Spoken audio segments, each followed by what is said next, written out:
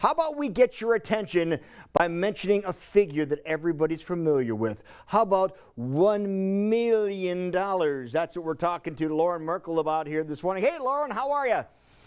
Happy Monday, Lou. I'm doing great. How are you? Well, we're doing awesome, especially when we could talk about $1 million, because that is what people seem to believe. If you have $1 million in the bank, you can retire. Now, we are here to talk a little bit about that, right?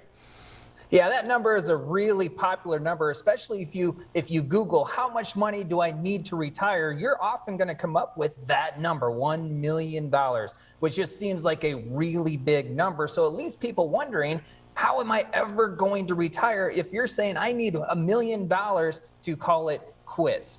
And that's part of the benefit of the overall plan is you can identify how much money you really need. I can tell you that the vast majority of people who retire, and there's 10,000 people retiring every single day right now, the vast majority of that 10,000 people retiring do not have $1 million. And the other scary part is people are saying that 3 million is now the new 1 million. So if 1 million is scary, 3 million is really scary. And there's a lot of misinformation out there that people are using saying, I'm never going to be able to retire because 1 million, 3 million, that's just an enormous amount that I'll never have. Okay, so we're here to squash that $1 million, theory or whatever you want to call it that is floating around out there. So what is more important than having this money in the bank in your eyes? Most people have this $1 million or the 500,000 or the 200. They have their retirement money underneath their IRAs or their 401k plans. That's the predominant area that they have this money. The most important thing that you can do to help alleviate this concern of how much money do you need to have is to develop your plan. And in the plan, you can identify how much money do you need on a monthly or yearly basis to live the lifestyle that you've grown accustomed to living. But now it's not when you're working and you have taxes coming out of your W-2 paycheck and it's in your 401k plan savings coming out of your paycheck and payroll taxes coming out of that.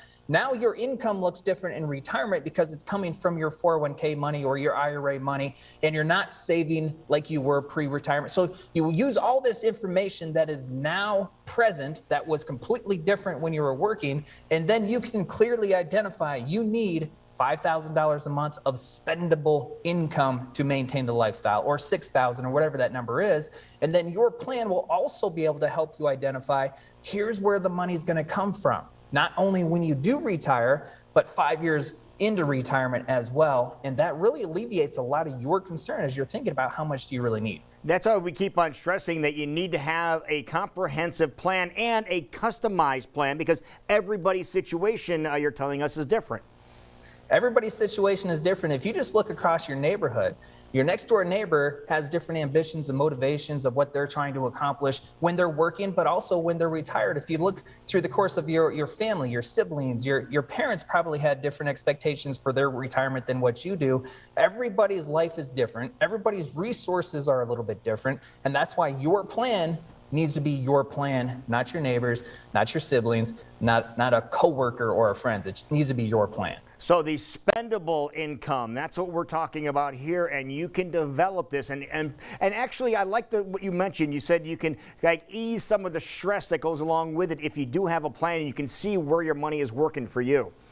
Spendable income is just how much money do you get coming in that you get to spend, right? It's the after tax. It's the amount of money that you get to use to provide your lifestyle. If you have a $500,000 IRA and it's never been taxed before, you do not own that full $500,000 because when you take money out of it, you're going to have to pay a federal tax bill. You're going to have to pay a state tax bill most likely. And so what of that $500,000 do you get to keep? When we engage in the planning, we can identify what your retirement tax bill looks like with no intentional tax planning. And then we can say, what if you engage in some intentional customized tax planning? Here's how much you would save. And for those people who have $500,000 in their IRA, it's predominantly never been taxed. It is going to be most likely a six-figure retirement tax bill unless you do tax planning. So it's a huge number that you're actually going to have to pay in taxes, and that's the benefit of the tax planning to help increase your spendable income over the course of your retirement. All right, and you can answer a lot of these questions on your YouTube channel. Tell us a little bit about that. We put all the 30-minute TV shows as well as a lot of other content out on our YouTube channel, so you can consume this information at your leisure. It's very simple to go to. Go to youtube.com, type in Merkle Retirement Planning, and all of it is out there, and you can take it all in at your convenience. All right, and people want to get a 15-minute checkup, where can they do that? Very simple. Go to merkleplan.com. You can sign up for a complimentary retirement plan checkup phone call, 15 minutes with a retirement planner. And at merkleplan.com, that takes you directly to a retirement planner's calendar. You can set up a time that works well for you. Loren Merkle, great job as always, and we will talk to you next time. Great to see you, Lou. Have a great week. All right, you have a great week as well.